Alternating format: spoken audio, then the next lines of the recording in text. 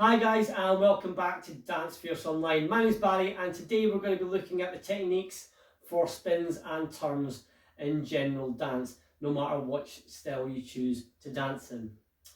So a big question I get asked quite a lot of the time is how to do multiple turns without losing your balance.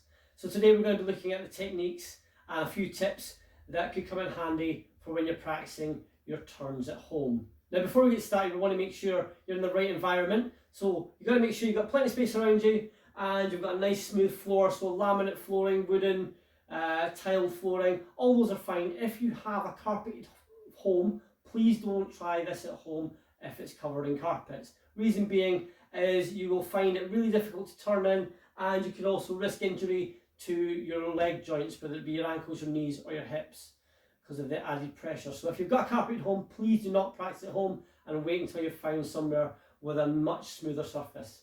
I'd also recommend dancing in socks as opposed to dancing in shoes. That way you can make sure you're using the right parts of your feet to turn on, because you're going to be feeling the floor a lot easier than you would in shoes.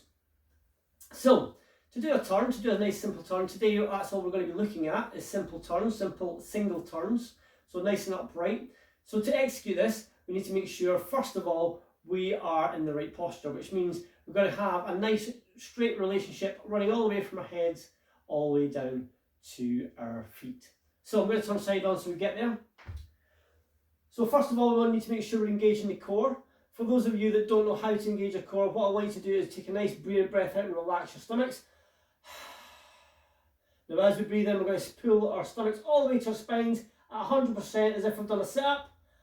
And now what I want you to do is relax it back so you're holding it at around about 30%, 40%. And that's engaging the core just enough to keep it nice and secure and stable. Now what we also want to make sure is we've got a nice relationship with our shoulders all the way through to our stabilised core, into our hips, into our knees, into our ankles and through to the floor. Nice and straight relationship from top to bottom. Now the most important part is the head. For a lot of people, as soon as you start spinning, the eyes will drop to look at the floor because we're scared of falling to the floor, and then the head will drop forward with it. The head is the heaviest part of the body, so as soon as the head goes forward, the rest of the body will follow, no matter which way we go, whether it's forward, back or to the sides. So we've got to try and make sure at all times that we keep our heads, when we're spinning, nice and straight and focused forward. Our eye line's always going to be forward or even just slightly above straight, just so as we're not putting our head forward. Excellent, so that's us got our posture worked on. Now we need to start spinning. Now we've got to make sure, guys, when we're spinning, we're always going to be spinning on one foot and we're always going to be spinning on the toes. If you spin on your heels, as soon as you start spinning your heels, as soon as you put that weight onto the heel, the weight starts falling backwards, and that's you already lost the balance as you start entering your turn. So you want to make sure that when you turn, we're rocking onto the balls of the feet. And again, we're only spinning on one foot at a time. It's nearly impossible to try and spin split weight with both feet on the floor, as you just saw. So as we're spinning, although I bring both my feet together, there's always one that's carrying the weight. The other one's just acting there as a support or as a brake if I'm spinning too fast. I need to slow myself down to face the right direction in time. So now, let's go through some spins from a sideways position. So if we rock out to one side, taking the weight on that side, we're going to rock back onto the supporting foot. At the same time, we're going to push our upper bodies round just with enough energy to complete one turn and stop. So one more time, leaning out. Now what I would tend to do is put a little bit of counter spin in the upper body and then bring it all in together and stop. And let's try the other side. So rocking out and stop. Now it is really important as we're doing this to remember to practice both sides evenly, otherwise you will end up off balance, meaning that you'll be able to spin really well one way and not so well the other. So it's quite important to make sure you practice all the different variations of turns when you're practicing at home. Now what's also very important is what we're doing with the upper body and arms. So as I say, as I'm stepping out, I'm giving myself a little bit of counter to give me the energy to put into that turn. But again, I'm only putting enough in to get one full spin out before I stop, and same on the other side.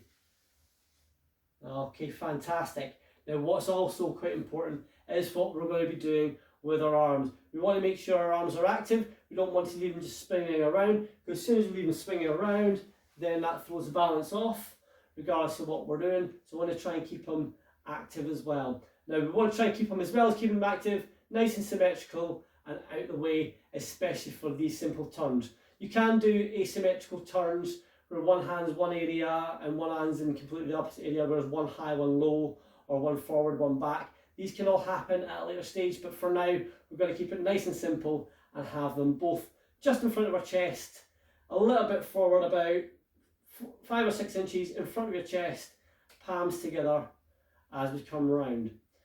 So as we open up, bring those hands together and stop. And again, arm comes in straight away and stop. Excellent. Now again, the closer you bring them in, the faster you spin. If you keep your arms out the whole time, it'll require a lot more effort to finish just one turn. So you want to keep them in, again, not too much because you'll spin too quickly, but here is perfect. So from here, one more time, once each side. So step out, prepare, and spin with a stop. Another way, just enough to get that first turn done, and stop. Excellent. Now we've got to do forward and back. So it's the same principle, nice and straight, head up. We're going to step back on that foot, and as we step forward onto that supporting leg, same thing again, everything draws in to a stop. Back on another foot, draw it in and spin, and once each side again with a spin, and last time with a spin. Excellent. So that's your basic technique to practice over and over again. And once you get more confident with doing one turn on each side and forward and back, you can start increasing the energy you put in to increase the amount of turns. So you can start going from just a simple turn on each side, whether it be forward or back.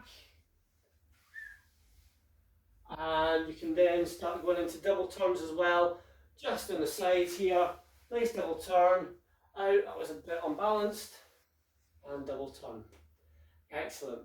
So again guys, just keep practicing. It's not going to go right every time, but the more you practice, the better it will become in general. And hopefully that's been of good use to you guys.